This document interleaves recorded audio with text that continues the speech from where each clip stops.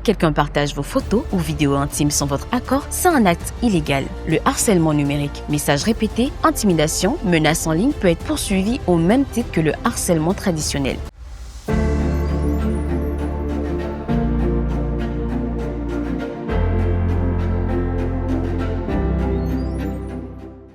Vous avez été harcelé en ligne. Vos photos ont été partagées sans votre consentement. Quelqu'un se fait passer pour vous sur les réseaux sociaux. Vous avez reçu des menaces par messagerie. Vous vous demandez, est-ce que la loi peut faire quelque chose pour moi? La réponse est oui. Au Bénin, les violences numériques ne sont pas une zone de non-droit. Des textes existent, des recours sont possibles et vous avez le droit de vous en saisir. Voici ce que la loi prévoit. La loi numéro 2017-20 porte au code du numérique en République du Bénin, encadre les usagers numériques et prévoit des sanctions pour plusieurs formes de violence en ligne. L'accès non autorisé à un système informatique, c'est-à-dire le piratage de vos comptes, est un délit punissable par la loi. La diffusion de contenu à caractère sexuel sans consentement est également sanctionnée. Si quelqu'un partage vos photos ou vidéos intimes sans votre accord, c'est un acte illégal. Le harcèlement numérique, messages répétés, intimidation, menaces en ligne peut être poursuivi au même titre que le harcèlement traditionnel. L'usurpation d'identité numérique est reconnue comme une infraction. Créer un faux profil à votre nom pour vous nuire est punissable. La sextorsion, menacer de diffuser des contenus intimes pour obtenir de l'argent ou d'autres faveurs, constitue à la fois une extorsion et une atteinte à la vie privée. Comment agir concrètement? Conservez toutes les preuves avant toute démarche. Capture d'écran avec date visible, URL des profils ou contenus concernés, historique des messages. Rendez-vous à la brigade de criminalité de la police républicaine du Bénin ou au commissariat le plus proche pour déposer une plainte formelle.